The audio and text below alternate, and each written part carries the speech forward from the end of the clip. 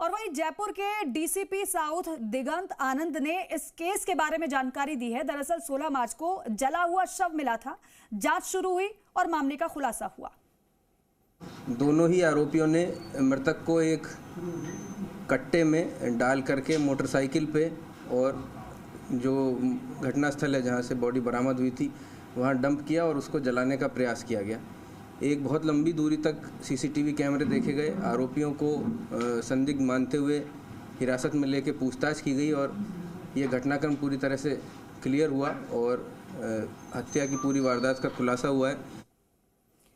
और ज्यादा जानकारी के साथ हमारे सहयोगी विनय पंत हमारे साथ लाइव जुड़ रहे हैं, उनका रुख करते हैं। विनय, 7 जन्मों का साथ निभाने वाली ने ही एक ही जन्म में साथ छोड़ दिया अपने पति का और बॉयफ्रेंड के साथ मिलकर अपने ही पति की हत्या कर दी, और हत्या भी ऐसी कि जो सुने रोंगटे खड़े हो जाएं।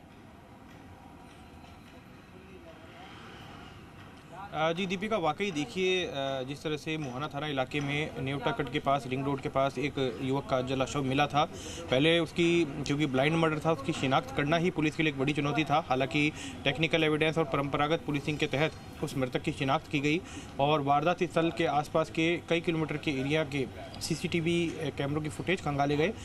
जिसमें एक महिला और एक पुरुष बाइक पर बीच में कट्टे के अंदर डेड बॉडी रखकर जाते हुए दिखाई दिए, और जिस पर उन दोनों को आइडेंटिफाई किया गया, उन्हें गिरफ्तार किया गया और तब जाकर इसका खुलासा हुआ कि जो मृतक है उसका नाम धन्ना लाल है और उसकी ही जो पत्नी है गोपाली देवी, उसने अपने प्रेमी दीनदयाल के साथ मिलकर इस हत्या की वारदात को अंजाम दिया। बताया जा रहा है कि जो गोपाली देवी और दीनदयाल है उनके बीच में पिछले 5 साल से प्रेम प्रसंग चल रहा है, और जब इसकी भनक धन्ना लाल को लगी तो धन्ना लाल माफ़ कीजिएगा, तो धन्ना लाल है वो सांगानेर में उस दुकान पे पहुंचा जहां पर उसने गोपाली देवी और दीनदयाल को एक साथ रंगे हाथों पकड़ा, और इस दौरान पहले जो आरोपी हैं उन्होंने धन्ना लाल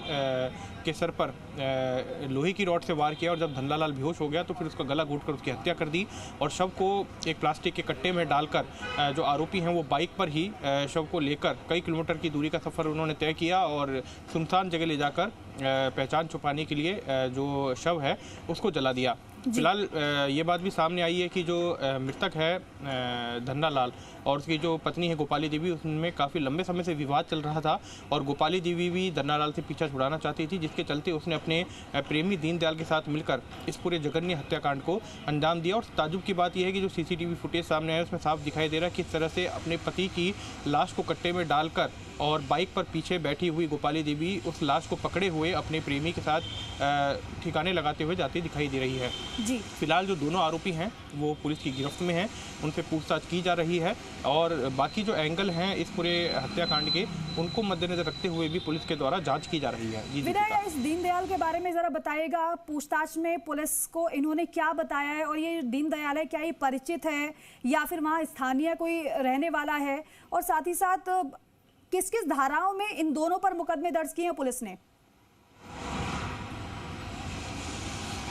जी दीपिका, देखिए जो दीनदयाल है उसकी सांगानेर में बताया जा रहा है कपड़ों की दुकान है, और उसी दुकान पर जो आरोपी महिला है गोपाली देवी वो काम किया करती थी। हालांकि गोपाली देवी ने अपने पति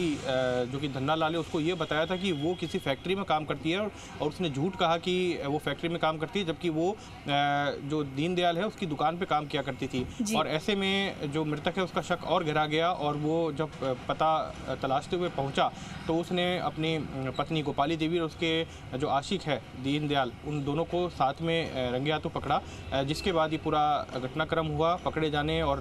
पर्दाफाश होने के डर से दोनों ने ही मिलकर